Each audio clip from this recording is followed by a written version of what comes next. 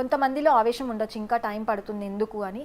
But దానికంటే priorities చాలా ఉంటాయి. ఇప్పుడిప్పుడే అందరినీ సెట్ చేస్తున్నారు, సిస్టమ్ డెవలప్ చేస్తున్నారు. ఆ సిస్టమ్ డెవలప్ అయిన తర్వాత నెక్స్ట్ ఖచ్చితంగా మమ్మల్ని ఎవరైతే టార్గెట్ చేశారో, ఒక కార్యకర్తను చంపేశారండి గొంతు కోసి, అలాంటి వాళ్ళని మేమెందుకు వదులుతామండి? తప్పు కదా, మర్డర్ చేయడం తప్పు.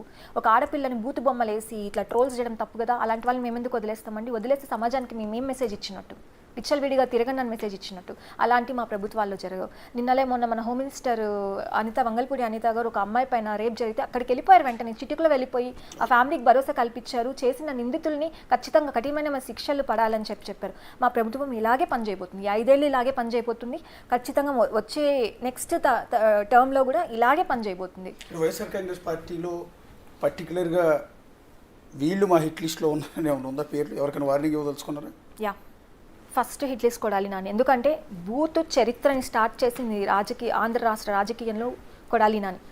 మీరు చూస్తే ఆ పదజాలం ఏంటి, ఆయన వేషధారణ ఏంటి, ఒక అసెంబ్లీ లేదు, ఒక ప్రెస్ మీట్ లేదు, ఒక లేడీ యాంకర్ ఉందని లేదు, కనీసం ఒక మహిళ నా ముందు మైక్ పెట్టి అడుగుతుంది అని ఆ మహిళకి గౌరవం ఇచ్చి మాట్లాడిన సందర్భాలు కూడా లేవు. లేడీ యాంకర్ ఉన్నా సరే ఆవిడ ముందే పచ్చి బూతులు మాట్లాడిన సందర్భాలు ఉన్నాయి. చాలా రకరకాలుగా మాట్లాడు. అలాంటి వాళ్ళని శిక్షించకపోతే సమాజం చెడిపోతుందండి. అలాంటి వాళ్ళని ఖచ్చితంగా మా లిస్ట్లో కొడాలి నాని ఉన్నారు, ఇంకా కొంతమంది లీడర్స్ ఉన్నారు, ఇంకొంతమంది భార్గవ్ రెడ్డి ఉన్నాడు. భార్గవ్ రెడ్డి నా పర్సనల్ లిస్ట్ అండి.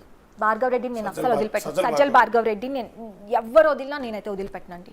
ఎందుకంటే ఏ సంబంధం లేని నా తల్లిని అవమానించాడు. నా తల్లి అవమానానికి కారణం దగ్గరుండి చేయించాడండి మా మమ్మీని ట్రోల్ వాడు. సో భార్గవ్ రెడ్డిని నేను వదిలిపెట్టాను. లీగల్గా ఖచ్చితంగా వాడిపైన యాక్షన్ తీసుకోబోతున్నాను. చాలామంది ఉన్నారండి, వస్తే అన్ని మెల్లిగా మా పార్టీ బుక్ ఓపెన్ చేస్తారు, త్వరలోనే బయటకు వస్తాయి. తప్పు చేసిన ప్రతి ఒక్కరండి, వీళ్ళు వాళ్ళు అని కాదు, తప్పు చేసిన ప్రతి ఒక్కరికి శిక్ష పడి తీరుతుంది, పడేలా చేస్తాము. ఇప్పుడు తెలుగుదేశం పార్టీ తరఫున ఆ రోజు పట్టాభి సీఎంను ఉద్దేశించి, జగన్ను ఉద్దేశించి ఏదో ఒక పదం వాడారని వైఎస్ఆర్ కాంగ్రెస్ పార్టీ కార్యకర్తలంతా కూడా మంగళగిరిలో ఉన్న టీడీపీ ఆఫీస్ ధ్వంసం చేశారు, రాష్ట్ర వ్యాప్తంగా ఉన్న పార్టీ ఆఫీసులను తగలబెట్టారు, కొన్ని చోట్ల ఇది గన్నవరం లాంటి చోట పార్టీ ఆఫీసులు తగలబెట్టారు. సో వాటికి రివెంజ్ ఉంటుందా? ఇప్పుడు మీరు అధికారంలో ఉన్నారు, వాళ్ళు ప్రతిపక్షంలో ఉన్నారు. అది కక్షపూరిత రాజకీయం కాదు. పార్టీ ఆఫీసులు ధ్వంసం చేయడాలు ఇవి కాదు మాది. తప్పు చేసిన వాడికి శిక్ష చేయించడం మా పార్టీ లక్ష్యం.